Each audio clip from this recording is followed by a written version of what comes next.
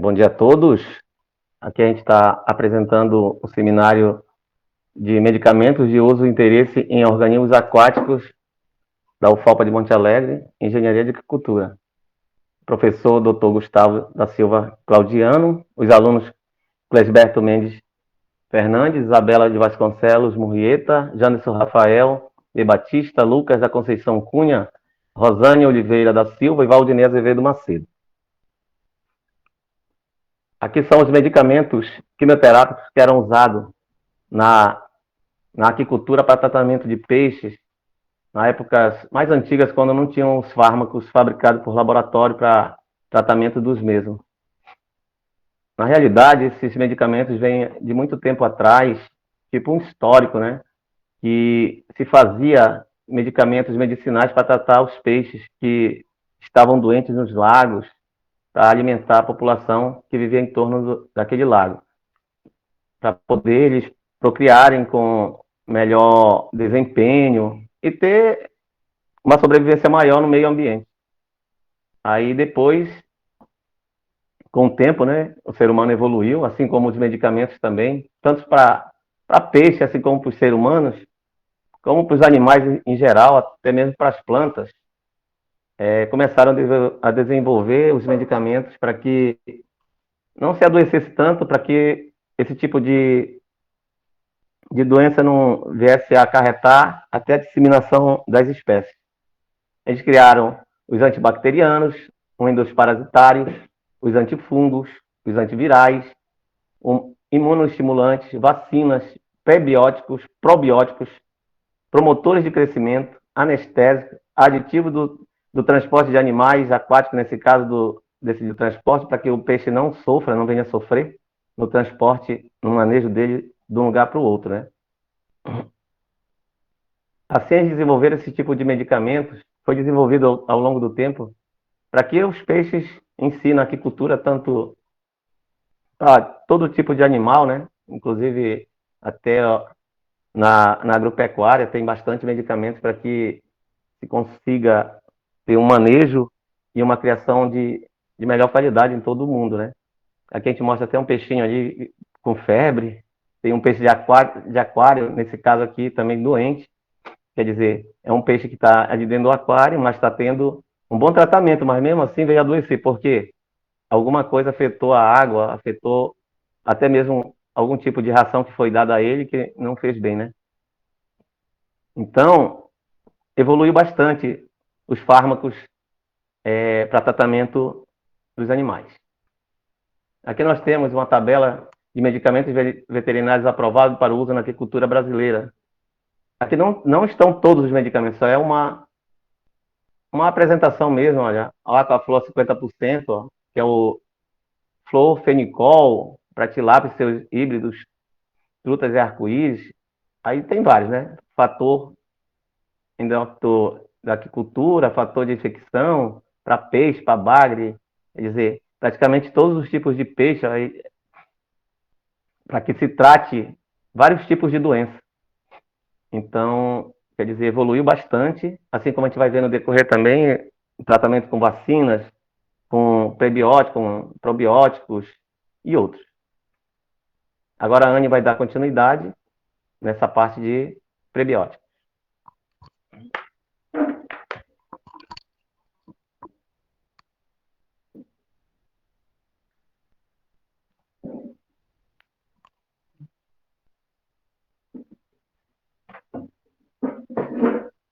Bom dia a todos.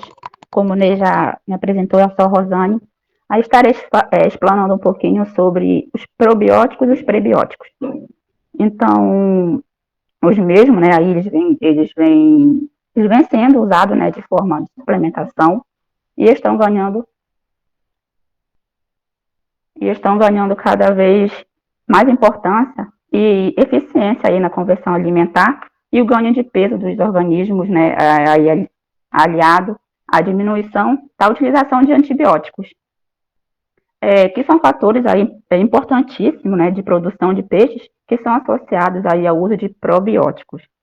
Então, os prebióticos, né, em peixes ele tem um efeito positivo, né, de alguns sacarídeos e polissacarídeos, né? Sobre aí o crescimento e eficácia alimentar, diminuindo aí a resistência a doenças, né? Inclusive a peixes que estão submetidos, né, aí a baixa temperatura. Os probióticos são carboidratos, né, de cadeia curta, não digeríveis entre eles, né? Os oligosacarídeos, não frutooligosacarídeos, e os mananolissacarídeos, o MOS, né, que são aí utilizados, né, em animais aquáticos, aí no intuito, né, de melhorar a saúde animal, né, por meio da microbiota e morfologia do tratado digestória, né, do animal. A suplementação com prebióticos, né, em cultivos de peixes, né, diminui aí o impacto negativo da baixa temperatura da água, né, sobre os parâmetros hematológicos, né, e bioquímicos. Então, vamos falar agora sobre os probióticos. Para começar, temos uma imagem aí, probiótico para peixe, né? O que é? Primeiramente, os probióticos, né, estão aí sendo aplicados constantemente, né, na aquicultura e vem apresentando ótimos resultados. Só para não ficar uma dúvida, há uma diferença entre probióticos e antibióticos, né? Que são coisas diferentes. O antibiótico, ele é um medicamento aí que é utilizado em animais doentes que estão sendo atacados aí por patógenos, né, bactérias, ou qualquer outro tipo de micro-organismo, né, que possa afetar, né, a saúde do animal. Então, o probiótico, né, o contrário disso, ele é formado por bactérias inativas, porém são bactérias boas, né, que agem no sistema de criação, agindo aí no interior do peixe. Muitas vezes ele proporciona, né, que ganhe, né, imunidade, deixando ele assim resistente, né, para enfrentar possíveis ataques, né, de patógenos ruins. E vai permitir aí que ele tenha aí um ganho de peso, né, para que tenha uma conversão alimentar melhorada. E tem vários tipos de probióticos, né, uns agem diretamente, né, no interior do peixe. Geralmente, né, aí uns vêm em forma de pó, aí mistura esse pó na ração do peixe e ele ingere, e isso aí fica colonizado dentro do peixe, agindo ali no seu sistema digestório e também todo o seu sistema gástrico, né? Também tem alguns que agem diretamente na água, né, que são alguns tipos de matéria orgânica, que está ali no sistema, né, da criação do cultivo. Então, agora, aí também podemos ver algumas imagens, né, de alguns probióticos. Também tem probióticos, né, para peixes ornamentais, porque para cada casal um caso, né, para a criação de viveiro é um, para aquários são outros, né. Então, a gente tem que ficar atento, né, qual probióticos e prebióticos usar. Bom, então foi isso. Então, agora o João estará dando a Isabela, né? Isso. A Isabela estará dando continuidade aí falando sobre os agentes patogênicos. Bom dia a todos. Bom, como a Rosane citou agora há pouco, os probióticos e os prebióticos, né, que são justamente para uma forma de tentar imunizar, né, os peixes contra esses agentes patogênicos, que são organismos que produzem infecção ou doenças infecciosas, né, nos hospedeiros em condições favoráveis. Eles provocam a doença diretamente pela multiplicação ou pela liberação de toxinas do seu metabolismo, podendo ser prevenida através do uso de vacina, o que o Lucas daqui a pouco vai falar melhor. E após a instalação dessa doença no peixe, ela pode ser combatida por medicamentos específicos. Pode passar aí. Bom, eu trouxe uma tabela que eu tirei de um artigo bem interessante que mostra os principais produtos usados na aquicultura para tratamento de patógenos em peixes de água doce e fatores que podem limitar a sua aplicação em tanques viveiros. Algumas substâncias estão aqui logo na primeira coluna, que é o cloreto de sódio, sulfato de cobre, tetraciclina. Aí, na coluna ao meio, tem os principais patógenos descritos e alguns fatores que limitam, né, o uso dessas substâncias. No caso do cloreto de sódio, como exemplo, não há fatores ou condições ou fatores conhecidos, né, que impossibilitam o uso. Já no sulfato de cobre, por exemplo,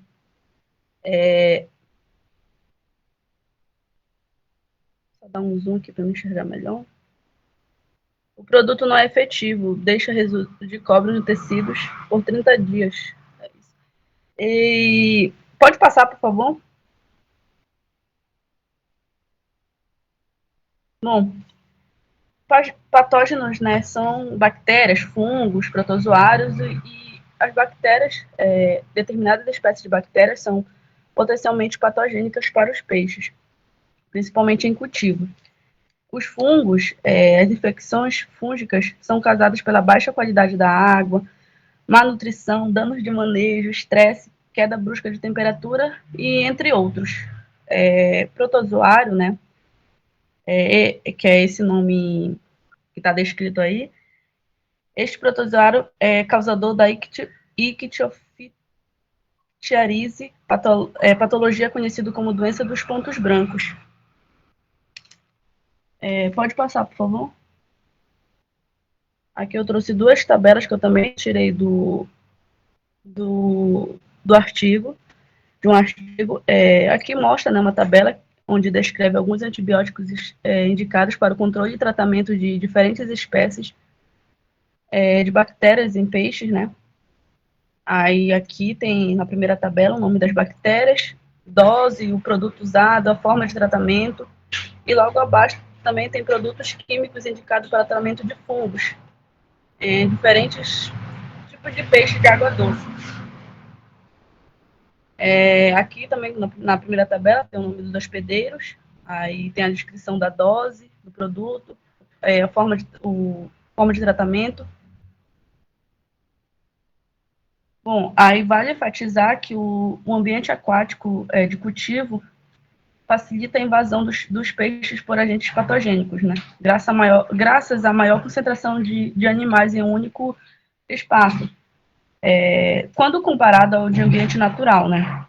Os peixes doentes demonstram sinais de comportamento anormal causado por esses parasitas, como o movimento lento, que é conhecido como letargia, a anorexia, que é a falta de apetite, a perda de equilíbrio, o agrupamento na superfície da água, respiração agitada, entre outros. São vários fatores aí que demonstram, né, que um peixe ou mais de um está doente, né. Esses fatores podem ser observados e quanto antes descobertos, né, para serem tratados. Como se tem ainda pouco, o controle do ambiente de cultivo é fundamental para que isso não ocorra, né? Assim como também tem o controle das vacinas. Como eu falei, o Lucas vai explicar melhor sobre as vacinas. Pode passar, por favor. É isso aí, agora só fala para o Lucas.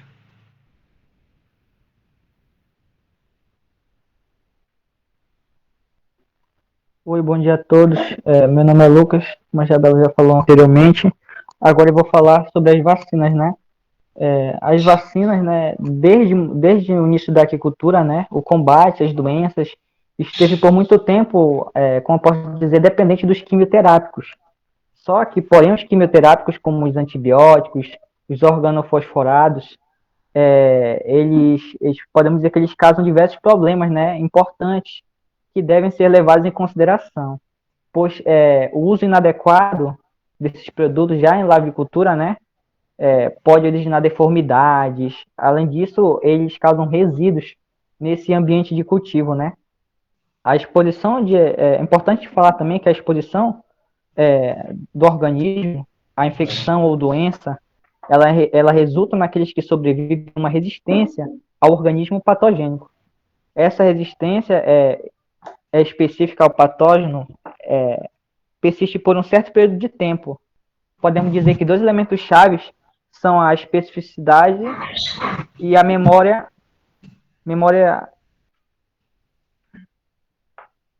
Outro ponto importante, né, que as vacinas são inóculos de antígenos derivados de organismos patogênicos, que objetivam estimular o sistema imune adaptativo de maneira a aumentar a resistência à doença, através dessa produção de anticorpos.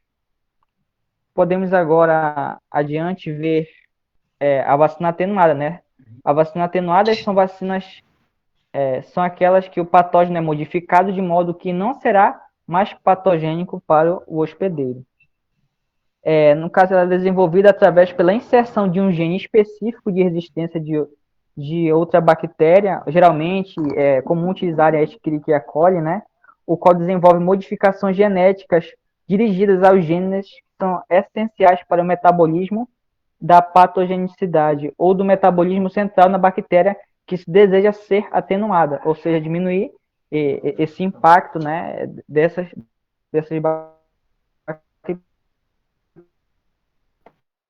bactérias, né? Vacinas inativas, né? As vacinas inativas pode dizer que são bactérias as quais estão preparadas melhormente, submetidas ao calor, né?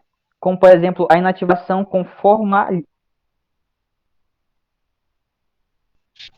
né? Que um fator importante é que elas não são muito caras e não precisam de mão de obra especializada. Além disso, um ponto importante das vacinas nativas é que tem a garantia que não vão se tornar mais virulentas no futuro, pois não tem a capacidade de se replicar no organismo do hospedeiro, mostrando-se uma cepa sem riscos para os peixes e também sem riscos de contaminação ambiental. Outro ponto muito importante. Já as vacinas de DNA, também conhecidas como vacinação com ácido nucleico, as vacinas a partir do DNA têm ganhado bastante relevância, porque ela podemos dizer que foi observado que ela é uma das mais eficazes no combate desses patógenos. Na verdade, podemos ver no esquema abaixo, temos um vetor plasmídio, né? Aí temos um gene de interesse, no qual introduzimos nesse plasmídio aí após acontecer a introdução do vetor, né? Quando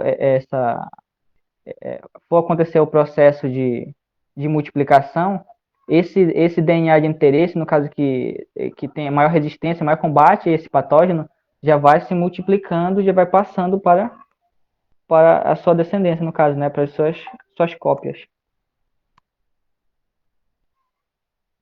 Aqui podemos verificar nas imagens algumas vantagens e desvantagens sobre as vacinas inativas atenuadas e vacinas recombinantes ou vacinas de DNA, né? A vantagem da vacina inativa por exemplo, não existe a preocupação da cepa se tornar violenta no futuro, né? Ou seja, é segura ao meio ambiente, é uma vantagem. Mas a desvantagem pode ser necessária se comparar com as vacinas de DNA, ela não tem uma durabilidade tão longa, né? Pode ser necessário outras doses para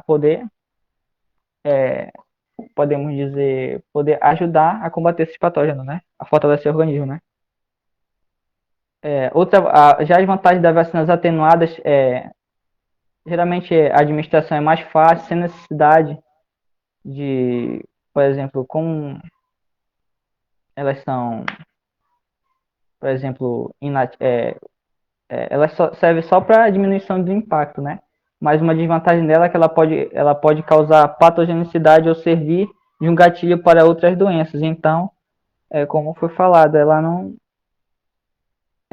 ainda não é tão recomendada. Já de vacinas de DNA recombinante, elas são as mais, como dizer, produz bastante anticorpos, a memória autoimune é mais prolongada, né? A memória, consequentemente, vai ser mais eficaz no combate a esses patógenos. Ao levar em consideração a vacinação para peixes, no que diz respeito às vacinas, tem que saber a natureza da infecção, a probabilidade da infecção, probabilidade da doença em consequência à infecção, o grau e o tempo de duração da proteção conferida pela vacina, a frequência e a severidade de indesejáveis da vacina. Com relação ao desenvolvimento de vacinas, as vacinas com o método imunoprofilático na aquicultura têm se tornado significativamente muito relevante. Então, podemos observar que tem os tipos, né, de, de métodos utilizados para essa vacinação, né, a injetável, por imersão e a administração oral. A via injetável, né, geralmente é aplicada próxima a uma das nadadeiras. Já a imersão ou banho de imersão, em que os animais são imersos em uma solução aquosa contendo antígenos vacinais. E a administração oral, as vacinas elas são colocadas diretamente dentro da boca, né, ou inserida na ração. Podemos observar uma tabela de vantagens e desvantagens da administração da vacina oral, de imersão e por injeção. Com relação à administração de vacinas, a oral é fácil administração, pois a alimentação faz parte da produção, então o estresse é mínimo. Mas já a desvantagem é que geralmente necessita de um revestimento para evitar a quebra no sistema digestivo. Imunidade relativamente curta, um curto período de imunidade, né? A administração oral favorece, né? Pode ser necessária vacinação adicional. Já por imersão, as vantagens, relativamente fácil a execução, não interrompe muito a produção, tendo o mínimo de estresse. São vantagens. Mas as desvantagens é que peixes pequenos e jovens podem requerer uma segunda vacinação. Não é tão eficaz quanto a metodologia por injeção contra alguns patógenos. Já por injeção, ela é eficaz para muitos patógenos, maior tempo de duração, mais garantia ao produtor. Cada peixe é tratado de forma individual. Já algumas desvantagens que requer mais tempo e pessoal. Peixes com menos de 10 gramas não respondem ao bem a essa administração de vacinas por injeção e causa maior estresse ao organismo, ao peixe. Agora o nosso amigo Janderson vai dar continuidade à apresentação. Bem, vamos falar sobre a importância antibacteriana na aquicultura brasileira e mundial.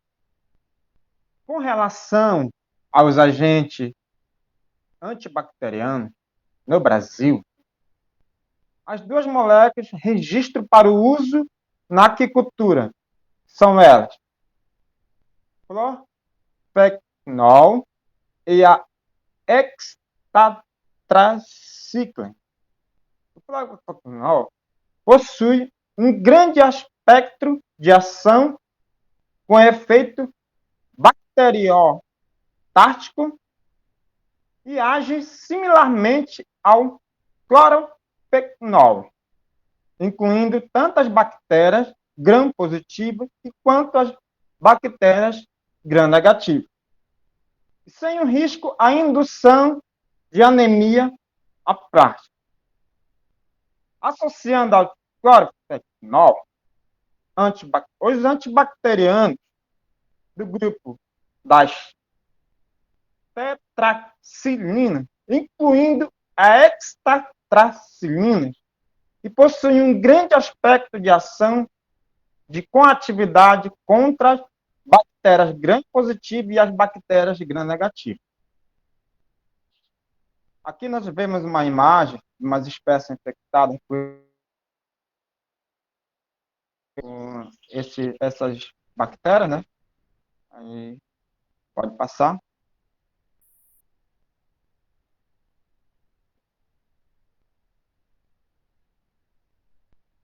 Por que antibacteriano na aquicultura? Geralmente, porque para nós, como engenheiro de aquicultura, para nós ter um bom manejo, nós precisamos sempre reparar, sempre examinar a qualidade da água, sempre examinar a salinidade da água, sempre fazer as análises diariamente, para que não ocorra esse processo de bacteriano, que possa prejudicar o manejo, que possa prejudicar a qualidade desse pescado. Afetando através desse manejo, nós poderemos ter um pescado doente que pode dificultar o seu crescimento, pode dificultar a sua qualidade da carne e pode, principalmente, ou causar danos à saúde humana. Essa imagem, você vê uma imagem dos pescadores, né, pescando algumas espécies, né, Pode passar, né? E aqui nós vemos os principais antibióticos que a gente tem, antibacteriano, que a gente tem na aquicultura. Antibacteriano, mecanismo de ação, mecanismo de resistência e resistência múltipla em relação PKPD. Certo? SS-lactone, penicilina e celecoprina, cadopense, mecanismo de defesa da bactéria ácida, inibição, síntese da parede celular bacteriana, mecanismo de resistência, produção de B-lactamase, redução da permeabilidade e transportadora de ABC. Tem a sua resistência múltipla, sim. Relação de pH-PD, tempo dependente. Aqui mais embaixo tem a aminoglicose,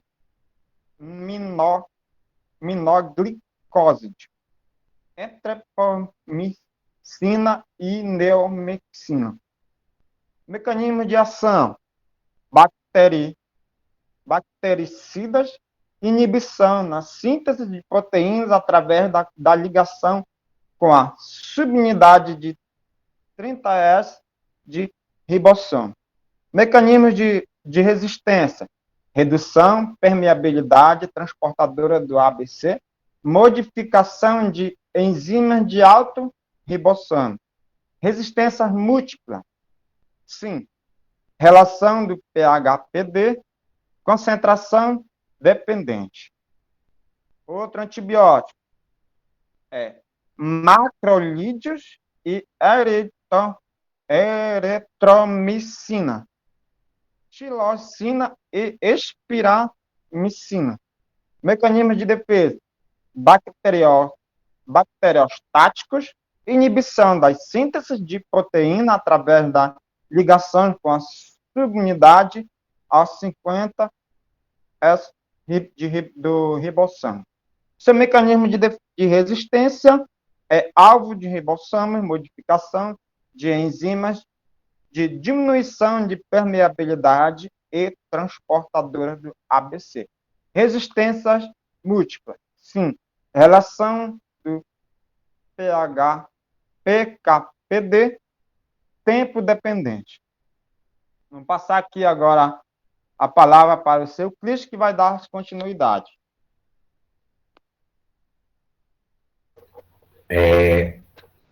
Vamos dar continuidade aqui, nós vamos fazer nossa conclusão. E, para isso, nós vamos fazer aqui um breve comentário sobre a questão de ectoxicidade, segurança clínica e eficácia de fármacos em jovens de Pacu. É uma tese de Silvia Patrícia, tá? E cuja ela conseguiu os organismos de toxicidade aguda para peixe e através de bioindicadores, que foram os caramujos, né, e macrófitas, tá? Então, como as falas já vieram acenando para a questão ambiental, né, o uso indiscriminado de fármacos na aquicultura, né, e isso nós já sabemos que é inevitável no uso, né, na piscicultura, né, de cultivo, é inevitável o uso desses fármacos, né? E esses aspectos sabemos também que envolve alta taxa de arraçoamento, né, que é a questão da alimentação, manejo, elevada densidade, estocagem. Então, esses fatores, eles elevam a ação de patógenos, né? Isso aí é notório nas leituras do qual nós já nos deparamos, nos debruçamos, né? Então, e também que esses fármacos, né, muitos dos quais eles não apresentam registro, poucos apresentam registro também, é outro fator também que leva ao uso indiscriminado, né, de essas substâncias químicas, né? E em virtude disso aí, né, são necessários aqui o que a autora está fazendo, né, o trabalho dela, aqui, do qual eu dei a leitura, né, ela por conta dessa necessidade de estudos, né, que possibilitem a utilização, por exemplo, para outras espécies, ela fez o estudo através, no pacu, tá? Que é um peixe nativo, né?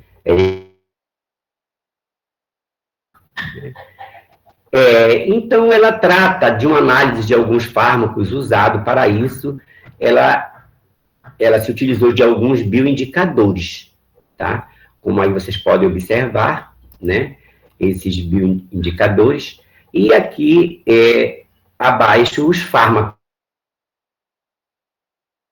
Toxicam e o florfenicol. Não foram somente esses fármacos que ela trabalhou com outros fármacos. Mas eu abordei aqui essa fala com esses fármacos porque ela chegou a uma conclusão sobre esses elementos químicos, né? Esses produtos químicos. Então, esses estudos ectotoxicológicos, ele remete para uma visão abrangente de toxicidade, né? Sobre agentes não-alvo, que é a questão do que compõe a biota, né? No caso de micro-organismos ali, né, de crustáceos, e no caso que foi citado aqui, as plantas aquáticas, elas, por vezes, elas sofrem um impacto por conta do uso indiscriminado desses fármacos, né? Então, e também o que podemos, ela afirma, ela coloca que alguns desses fármacos, eles são utilizados na concentração, tempo, dias, ou até na forma correta de ração ou banho, como o colega lá colocou na inversão, né, quando ele estava falando da vacina, não é isso? E ela exemplifica, ela diz que se caso for usar o parasiticida, né, usar um componente para parasita, né, que seja usado pela manhã na forma de banho, né, terapêutico, e o antibiótico na ração que é ofertada, né, no período da tarde, um para a manhã e outro pela tarde. Isso, portanto, vai haver pouca possibilidade desses fármacos se encontrarem no ambiente, né, aliás, para esses fármacos se encontrarem no ambiente é quase nula, né? A possibilidade de eles se encontrarem. Tá? E também a questão dos efluentes desses tratamentos, né? Aqui no final, tipo assim, final de cultivo, o descarte que você vai dar para esses efluentes, né? Então, tem que haver esses descartes, muitas vezes no ambiente, né? E pode representar risco e toxicidade para os bioindicadores, né? Então, como aqui exemplificando nesse slide ainda, eu tenho o tatrozil, que ele representou no final do trabalho dela, de toxicidade, né, de ecotoxicidade, médio risco ambiental aos bioindicadores, tá? E o tiametroxam apresenta alto risco de intoxicação para o nosso famoso aqui, o pacu, tá? E os bioindicadores durante o tratamento. Esse apresentou um alto risco, tá? E o florfenicol não apresentou risco ao pacu e aos bioindicadores. Como o próximo slide aí, né, nós vamos observar a forma como ela chegou a esses estudos, né? Nós temos aí a imagem A, que é uma caixa de aclimatação de peixe, e nós temos a imagem B, que é um exemplar de Piaracatus mesopotâmicos, tá? E a imagem D é um exemplar de Pomacea canaliculata, que é o caramujo. E a outra caixa, que é a imagem E, como vocês podem observar, né, é a caixa de cultivo de Lehmann menor, tá? E essa F aí são das plantas aquáticas, tá certo? Que eu falhei aqui na legenda, mas é isso que está apresentando essa imagem F aí, tá? Então, seguindo outro slide, nós vamos falar, o outro slide, o que se coloca, a importância dos efluentes, dos tanques que foram tratados com esses fármacos, sejam tratados antes de descarte para o ambiente.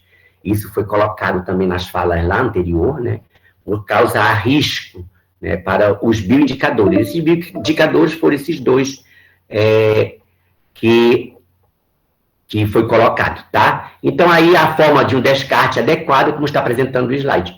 Continuando, o próximo slide. A aquicultura, aí é um outro trabalho sobre a questão de impacto ambientais, tá? Negativos e a mitigação com práticas agroecológicas.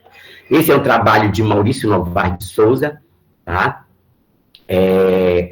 E aqui ele fala que a agricultura exerce um papel importante para a economia mundial, que já sabemos, já foi colocado, né? Gera emprego, alimentação, porém não está restrita apenas aos aspectos sociais e econômicos.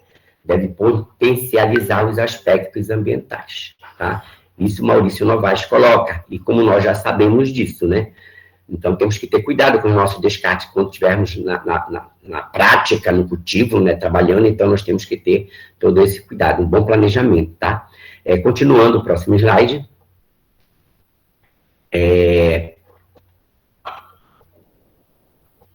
Aí, os antibióticos e antimicrobianos, sua importância para a agricultura já foi colocado, só que tem aqui a FAO, ela diz que antibióticos mais utilizados na agricultura, o que os colegas já colocaram, tá?